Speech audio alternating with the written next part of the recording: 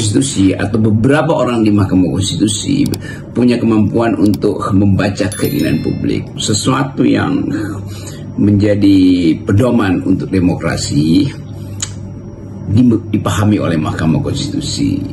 Dan itu yang menunjukkan buat threshold 0 itu memang itu kemestian dalam sistem presidensial.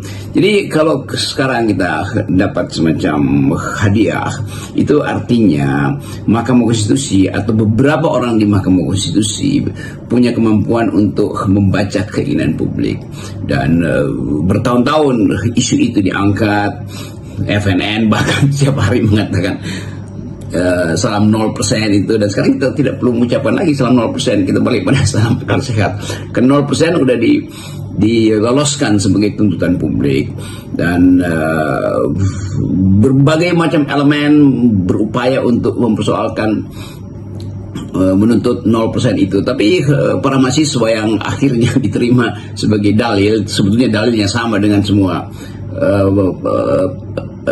peminta judicial review, karena dalam pandangan hakim-hakim Mahkamah Konstitusi mungkin menganggap mahasiswa nggak punya kepentingan karena itu dalil mereka diterima. Tapi sebetulnya prinsipnya sama kan, dalil presidential threshold itu 0% adalah dalil demokrasi, dimulai dari Dian Indrayana, Bivitri Susanti, masyarakat akademis, BEM, UI segala macam itu.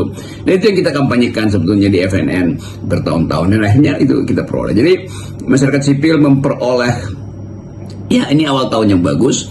Pertama adalah penobatan mantan Presiden Jokowi sebagai sang koruptor. Tapi banyak orang yang menyesalkan karena kenapa nggak dapat nomor 1 misalnya. Tapi udahlah, kan Pak Jokowi dianggap harusnya jadi Sekjen PBB, tapi justru dapat piala untuk koruptor terbaik di tahun ini. Dan itu yang kita sebut sebagai akal sehat negeri, akal sehat internasional, akal sehat para jurnalis yang mampu menilai dan mengucapkan tanpa ragu bahwa Presiden Joko Widodo, Presiden ke-7 Indonesia, adalah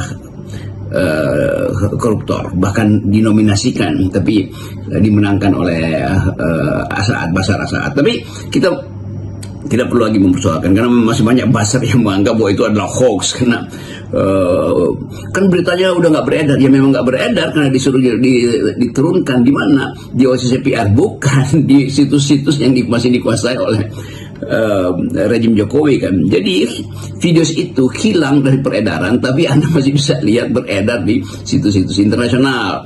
Jadi itu untuk membuktikan bahwa tetap hal yang kita anggap memalukan harus kita telan, bahwa pesan internasional kepada Indonesia bahwa Anda, masyarakat Indonesia, pernah punya presiden yang buruk sekali. Kita harus terima itu tuh, karena dalam peradaban global semua saling mengintai, semua saling hendak membersihkan diri itu. Jadi posisi-posisi itu yang saya kira bagus, walaupun itu kita harus telan sebagai fakta buruk dalam peradaban politik kita bertahun-tahun, dan akhirnya di ujung pemerintahan Presiden Jokowi dia tidak dinobatkan sebagai Sekjen PBB, tapi sebagai nominator dari peristiwa paling membosankan atau paling buruk di dunia itu kalau dianggap sebagai koruptor.